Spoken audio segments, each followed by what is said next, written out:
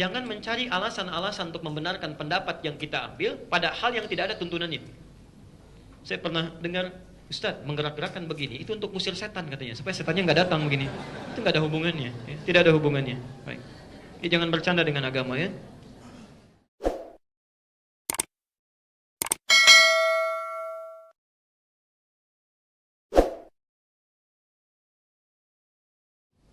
Hadis Muslim, riwayat Muslim, nomor hadis 913,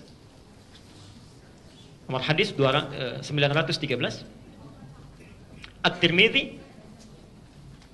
At-Tirmidzi, bukan Tirmidzi tapi At-Tirmidzi, nomor hadis 296, nomor hadis 296, dari Abdullah bin Umar. Sudah? Pelan-pelan.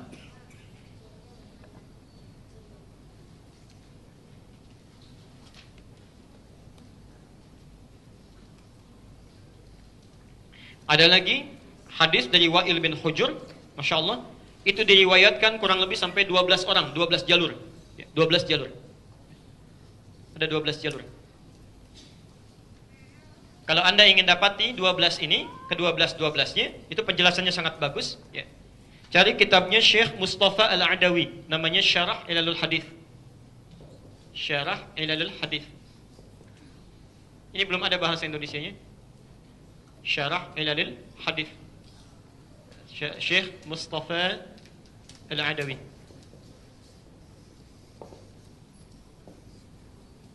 Halaman 178 sampai 180. Nanti akan menyebutkan sekitar 12 hadis diriwayatkan dari Wa'il bin Hujr. Ini intinya yang menggerak-gerakkan tangan itu. Wa'il bin Hujr. Pelan-pelan.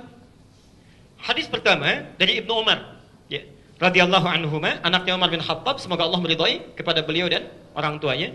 Beliau menyampaikan adalah Nabi SAW ketika memulai salat, ya, beliau menerangkan dengan panjang mulai dari bertakbir, ya, sampai dengan duduk di akhirnya. Ya. Saya akan percepat saja sampai duduk di akhir. Kata beliau, "Fawadha'a kaffahul yumna ala fakhidhil yumna." Beliau meletakkan telapak tangan yang kanan di paha yang kanannya. Ya. Jadi telapak tangan yang kanan diletakkan di paha yang kanannya. Ya. Ada sebagian riwayat mendekatkan ke arah tempurungnya. Ada yang dekat ke tempurung, ada yang di pahanya. Itu dua-duanya sahih riwayatnya. Ya. Kemudian perhatikan, melipat tangannya yang jempol ibham bertemu dengan yang wusta, yang tengah, gini. Jelas ya?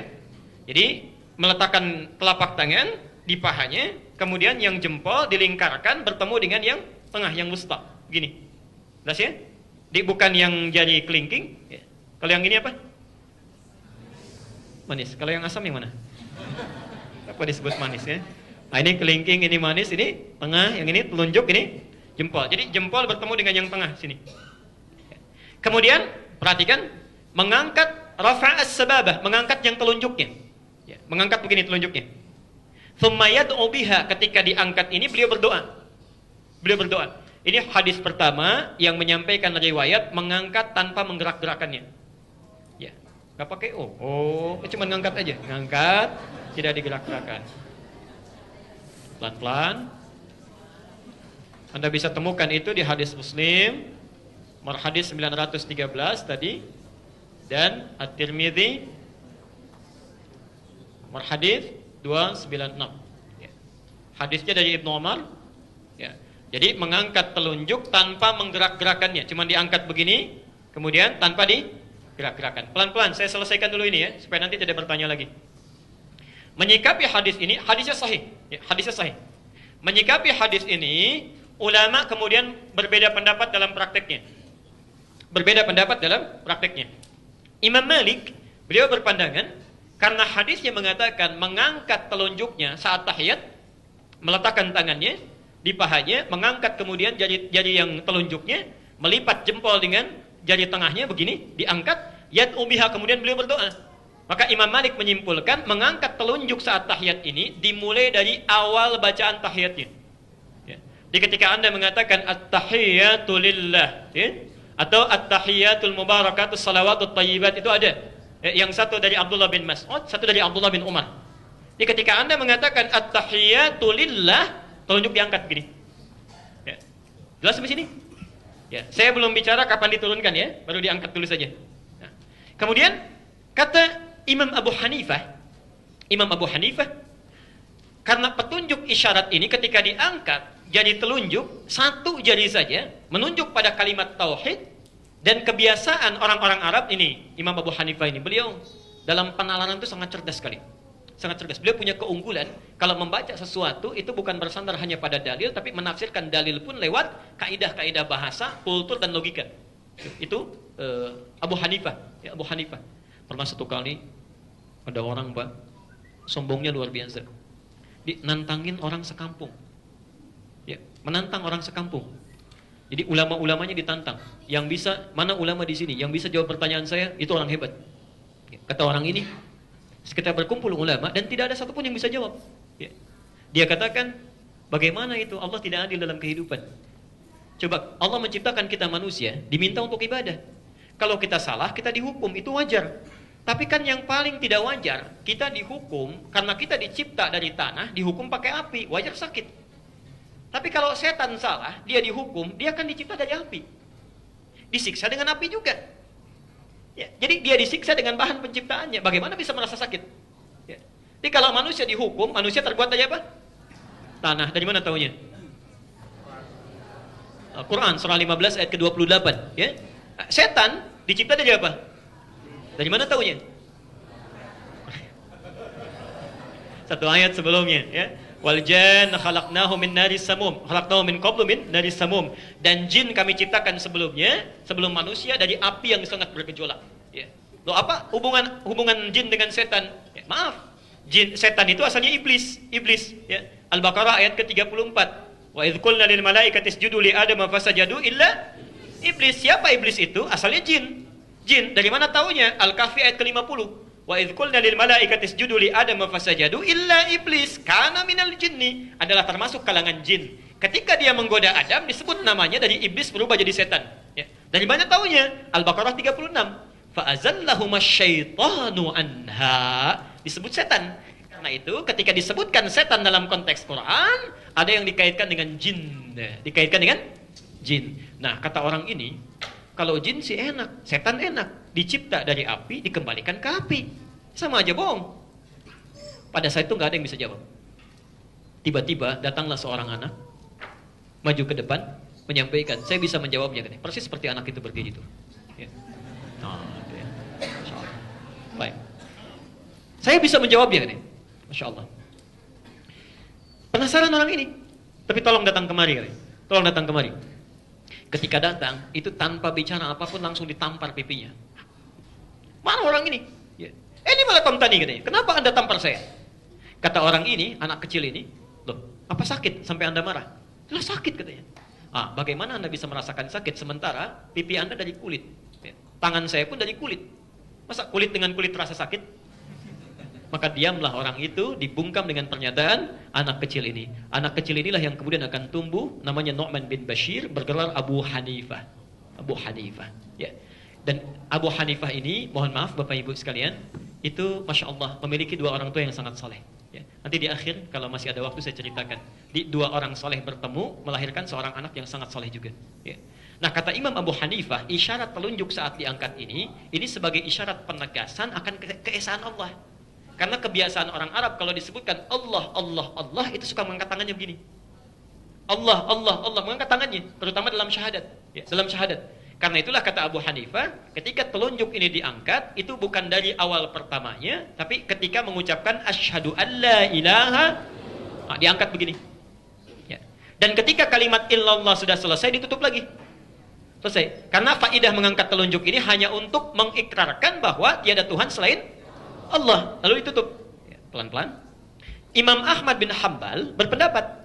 Kata Imam Ahmad, mengangkat telunjuk ini itu dimulai bukan dari at-tahiyat tapi dari mulai kalimat asyhadu an la ilaha illallah. Saya ulang, bukan dari kalimat pertama begitu selesai kita bangkit dari sujud at-tahiyat tahiyatu lillah. Ini belum diangkat kata Imam Ahmad. Ya. Diangkatnya persis ketika mengucapkan asyhadu an la ilaha illallah, tapi tidak ditutup dulu. Dibiarkan terus sampai akhirnya. Kalau tahiyat yang pertama dibaca sampai dengan fil alamina innaka hamidum majid, kalau tahiyat yang terakhir dibaca tuntas sampai dengan salam. Jadi begitu assalamualaikum baru ditutup. Kata Imam Ahmad. Ya.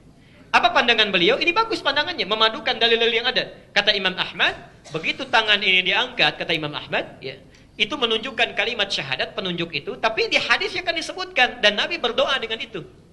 Berdoa dengan itu. Jadi ketika diangkat Nabi berdoa.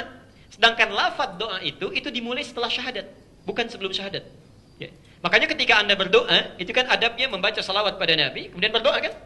Maka orang-orang yang berdoa dalam tahiyatnya, bukankah dimulai setelah membacakan syahadat? Asyhadu an la ilaha illallah wa asyhadu anna Muhammadar Rasulullah. Kemudian setelah itu apa? Allahumma salli ala Muhammad wa ala ali Muhammad kama sallaita ala wa ala ali fil alamin innaka. Itu kan doa. Itu kan doa.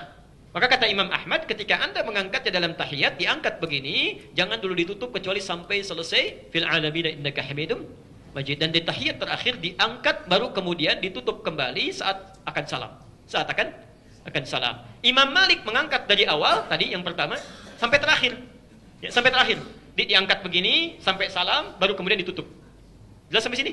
Di sini ada 3 pendapat yang utama, Imam Malik, Imam Abu Hanifah, terakhir Imam Ahmad. Tapi ketiganya belum mengomentari apakah digerakkan atau tidak. Digerakkan atau tidak. Baru kemudian ada hadis yang datang, Masya Allah, sampai 12 matan. 12 matan. 12 redaksi. Disampaikan oleh Syekh Muhammad Mustafa Al-Adawi dalam kitab Syarah Al-Hadis, ya, halaman 178 sampai halaman 180. Semua 12 riwayat ini mengacu pada orang yang sama dari sini. Di kurang lebih ada 12 orang menerima riwayat dari Wa'il. Ya. Di antara riwayat ini ada yang bernama Ziyadah bin Qudamah. Ziyadah bin Qudamah. Riwayatnya sama seperti yang pertama dari Ibnu Umar, cuma ada tambahan, ya. Di mengangkat telunjuknya begini, kemudian mempertemukan, membuat lingkaran antara yang jempol dengan yang tengah gini. Ditambah di akhirnya thumma yuharnikuha, kemudian menggerak-gerakannya. Thumma yuharnikuha gini. Yuharnikuha. Pelan-pelan.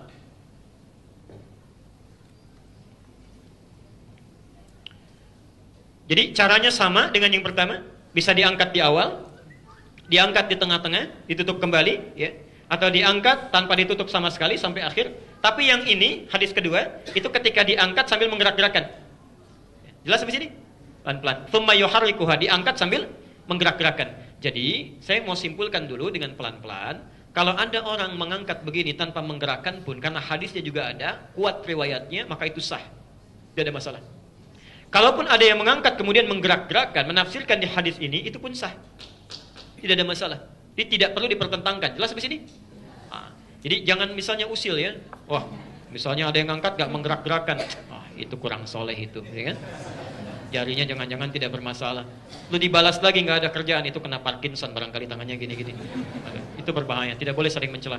Tidak bagus. Saya tidak pernah mengajarkan celaan. Ya, pelajari dalilnya, tandakan landasannya, tanyakan landasannya, baru amalkan. Ya. Tapi kalau Anda tanyakan, mana di antara ini yang paling kuat? Ya. Anda tanyakan pada kami, mana di antara ini yang paling kuat, kita bisa bandingkan. Tapi perbandingan ini jangan sampai mengecilkan yang lainnya. Terus ya? Nah, ulama hadis dalam hal ini memandang mengangkat tanpa menggerakkan itu lebih kuat dibandingkan mengangkat dengan menggerakkan. Ya. Dengan 2 alasan. Bahkan 3 nanti ya. Satu. Hadis tentang menggerakkan diriwayatkan oleh Ziyadah bin Qudamah dari Wa'il bin Hujur, ya. Dari 12 hadis itu cuma 1 orang yang menyebutkan menggerakkan tangannya. Sementara 11 orang lain yang meriwayatkan hadis yang sama itu mengatakan tidak ada tambahan di hadis itu menggunakan kata yuharrikuha. Tidak ada tambahan menggerak-gerakkan. Ada 12 orang meriwayatkan dari orang yang sama, 11 orang mengatakan enggak ada tambahan menggerak-gerakkan. Yang 1 mengatakan digerak-gerakkan. Ya. Jadi kalau 11 berbanding dengan 1, kira-kira yang lebih kuat yang mana? Maka dari itu kata para ulama, jika ada satu riwayat bertentangan dengan banyak yang thiqah, maka yang ini ditinggalkan. Ditinggalkan itu maksudnya dianggap lemah dibanding dengan yang ini. Ya. Di antaranya ada Sufyan Ats-Tsauri yang 11 itu. Ya. Ada Sufyan Ibnu Uyainah, ya. Ada Zuhair, ada Salam bin Sulaim, ya. Macam-macam. Jadi ada sekitar, ada Bishr bin Al-Mufaddal, ada 15 orang, ada 11 orang, maaf. Ya. Dan semuanya ahli hadis. Semuanya ahli hadis. Ini dari segi sanad. Sanad. Tapi kalau Anda berbicara hadisnya sahih atau tidak, hadisnya sahih. Ya, sahih. Cuma bertentangan dengan 11 yang sahih lagi. Dari satu jalur yang sama. Nanti kita tafsirkan di akhir. Yang kedua, kalimat yuharrikuha dalam bahasa Arab itu memiliki dua makna. Pelan-pelan, sini. Jadi kalau Anda menemukan kalimat bertasydid, misal ini ya, ini ha, ini ra, ada tasydidnya, ini kaf, ini ha. Lihat rumusnya ya. U, A, I, U, A. Ya, ada tasydidnya di sini. Yuharrikuha, yuharriku, ya, yuharriku, U, A, I, A. Pelan-pelan. Makna yang pertama, itu artinya bergerak tanpa henti. Ya, banyak, gerakan yang banyak. Yang kedua, bisa berarti mengangkat, menggerakkan dan berhenti. Bergerak kemudian berhenti. Bergerak kemudian berhenti. Misal, mengangkat, kalau dipahami yang pertama, ini menggerak-gerakan, ya, dengan banyak tanpa henti, begini. Tapi kalau dipahami yang kedua, bergerak, berhenti. Jadi ngangkat, tutup lagi. Jelas ya? Dari mana taunya makna bergerak kemudian berhenti? Hadis Nabi SAW yang mengajarkan tentang takbir. Takbir. Kalau takbir angkatnya bagaimana? Mengangkat setinggi? Dari mana taunya? Hadis Al-Bukhari nomor hadis 737. Bisa sejajar dengan telinga. An-Nasai nomor hadis 1101. Nah, bahasa saat bertakbir itu menggunakan kalimat thumma yukabbir. Ya, kaf, ba, ra. Perhatikan kalimatnya. Yukabbiru. Di atas yuharriku. Di bawah yukabbiru. Dan dua-duanya dilakukan dalam salat yang sama. Dalam salat, ya, dalam ibadah yang sama. Lihat sini. Ini ada ya. Ada harakatnya apa? Ini ada ya. Harakatnya apa? Baik ya. Perhatikan sini. Ini huruf H, harakatnya apa? Ini kaf, harakatnya apa? Ini ra, ada tasdid yang harakatnya I. Ini ba, ada tasdid yang harakatnya I. Ini terakhir harakatnya Ini pun berarti sama rumusnya ya? Ditanya oleh ulama hadis, kenapa Anda saat membaca takbir menggunakan kalimat yukabbir tapi takbirnya nggak berulang-ulang? Nggak ada yang begini. Cuma begini, Allahu Akbar, selesai. Tidak pernah ditemukan orang sholat misalnya Allahu Akbar, nggak ada. Ya, jadi begitu angkat Allahu Akbar. Kenapa Anda saat ini pertanyaan ya. Jadi kita juga tidak boleh mengecilkan. Kenapa Anda saat bertakbir menafsirkan dengan makna yang kedua? Jadi Allahu Akbar sekali angkat tutup. Tapi ketika tahiyat Anda menafsirkan dengan makna pertama, menggerak-gerakan. Ya. Nah, ini dalam satu amalan ada dua kalimat yang rumusnya sama, tapi kenapa bisa beda menggunakannya? Ya. Kalaupun dijawab bolehlah, tidak apa-apa karena Nabi menunjukkan itu. Sekarang kalimat salat itu selalu jelas dalilnya, jelas contohnya. Saking jelasnya Nabi mengatakan, "Shallu kama ra'aitumuni." Dari mana taunya? Al-Bukhari nomor hadis 631. Baik. Perhatikan, kata Nabi, "Salatlah Anda persis seperti melihat saya salat." Berarti ketika Nabi salat ada yang lihat kan? Ada yang lihat. Nah, melihatnya seseorang kepada Nabi, itu mesti melihat contoh yang jelas, gerakan yang jelas, tidak ada keraguan di dalamnya, tidak membingungkan. Kalaulah pernah ada orang melihat Nabi menggerakkan jemari telunjuknya saat tahiyat terakhir itu, atau tahiyat yang pertama, pertanyaannya, bagaimana cara Nabi menggerakkannya? Apakah ke atas ke bawah? Apakah cepat? Atau lambat? Atau ke samping kanan, ke samping kiri? Ya. Ada sementara orang membentuk kalimat Allah begini. Ya. Mana yang benar? Nah, kaidah usul fikih menyebutkan sesuatu yang jelas tanpa ditafsirkan itu lebih kuat dibandingkan dengan sesuatu yang mesti ada penafsiran. Jelas ya? Karena itu dalam hal ini ulama hadis memandang mengangkat telunjuk begini tanpa menggerakkan itu dipandang lebih kuat dari sisi matan dan sanadnya dibandingkan dengan yang menggerak-gerakan seperti ini. Nah, Syekh Mustafa Al-Adawi menyimpulkan barangkali yang dimaksud dengan hadis Ziyad ini bukan menggerak-gerakan tapi mengangkat menutup lagi seperti penafsiran Abu Hanifah tadi. Ya. Tapi yang paling indah kesimpulan terakhirnya itu semua kata beliau hanya pandangan dan penafsiran. Ya, tidak harus pendapat yang kita yakini sampai harus mengecilkan dan merendahkan pendapat orang lain yang memilih hal yang berbeda dengan kita. Ya, sepanjang ada dalilnya. Ya. Jelas sampai sini ya? Baik. Tapi mohon sebesar-besarnya jangan mencari alasan-alasan untuk membenarkan pendapat yang kita ambil pada hal yang tidak ada tuntunannya. Saya pernah dengar, Ustaz, menggerak-gerakkan begini itu untuk musir setan katanya, supaya setannya nggak datang begini. Itu nggak ada hubungannya, ya. Tidak ada hubungannya. Baik. Ya, jangan bercanda dengan agama ya.